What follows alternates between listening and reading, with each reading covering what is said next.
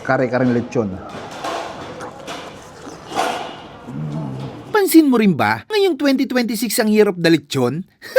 Paano ba naman? Kahit saang lugar ka pumunta, may iba't ibang binibidang masarap na lechon. Pero ibahin mo ang kainan na to, na halos lahat ng putahe ng lechon nandito na. Tulad ng kare-kare lechon, sinigang na lechon, sisig lechon, kalderetang lechon, per kilong lechon, at meron din silang buo. Meron din sila ditong iba't ibang lutong ulam, tulad ng pininyahan at fried chicken. Kaya wala ka nang hahanapin pang iba. Pati party trays ay isama mo na. Kaya naman pala kahit bago pa lang sila dito, pinipilahan na sila ng tao. Hi, hello. I'm Annie Berano. Dito po, nagsimula po kami sa lechon ni Chachoy.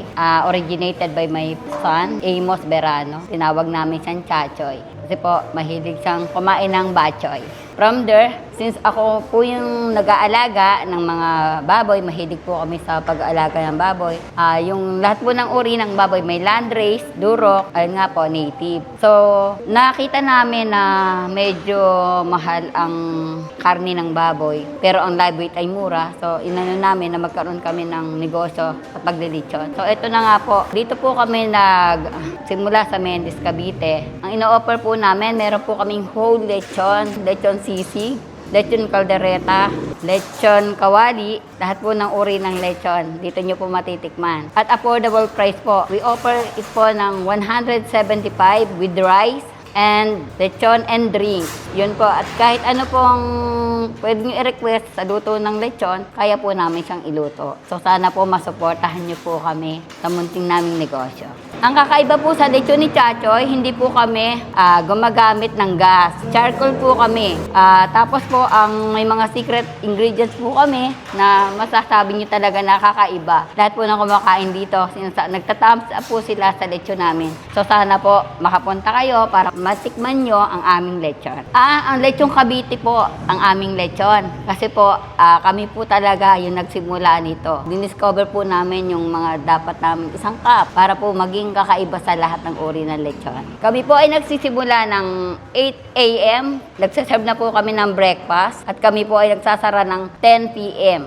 At ito po ay matatagpuan sa Poblacion 1, Mendez, Cavite, tapat po ng Municipal Hall ng Mendez. At ay mga kabangers, nandito tayo ngayon sa Chanoy Lechon. Dito lang to sa may tapat ng munisipyo ng Mendez. Ngayon titikman natin yung mga lechon meal nila dito. 1,200 per kilo. Meron din sila ditong mga gantong platter, 500 pesos. Ayun, good for ano na yan, mga 5 to 6 na siguro to. Napakadaming laman. Siyempre meron din tayo dito pang single order. Ayun, 120 pesos may kasama ng kanin. Sa lahat ng mga ulam nila yan, meron din tayong sisig, kaldereta, sinigang na lechon. Meron din pala sila ditong chicken silog. Tara, kain tayo. Simulan mo natin dito sa kaldereta. Yun, oh. Uy, kain tayo.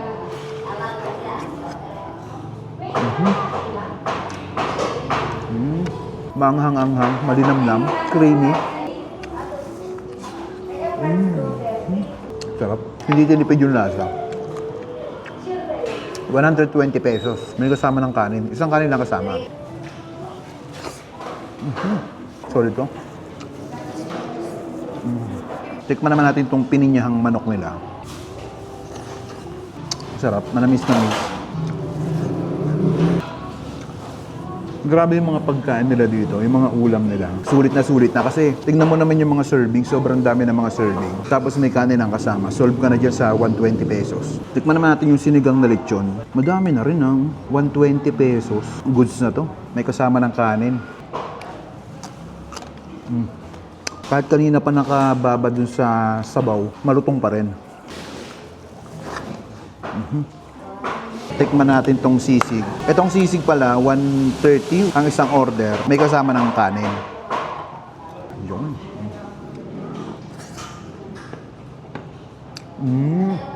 Ang sarap. Try nyo to. Solid din ang lasa nito, panalo. Tikman natin yung kare-kare. Yun, ganda ng pagkaluto ng lechon. Makinis. Tikman nga muna natin yung sauce ng kanilang kare-kare.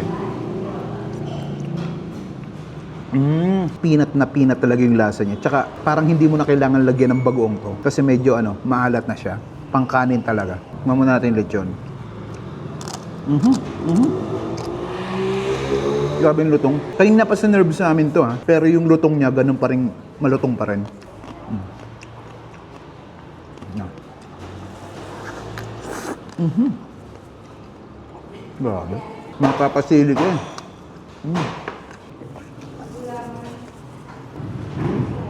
Lalagyan mong ganon. Tapos ganyanin mo. Ayan o. Kare-kareng lechon. Quality. At ito na yung yung lechon nila na 1 kilo pero ito parang half lang. 1,200 lang ang per kilo. Tikman natin. Sarap din ang sauce nila. Tsaka grabe. Sobrang lambot. Ito. Ayan, bista nyo na dito sa Chanoy Lechon. Napaka-solid dito mga lods. Panalos.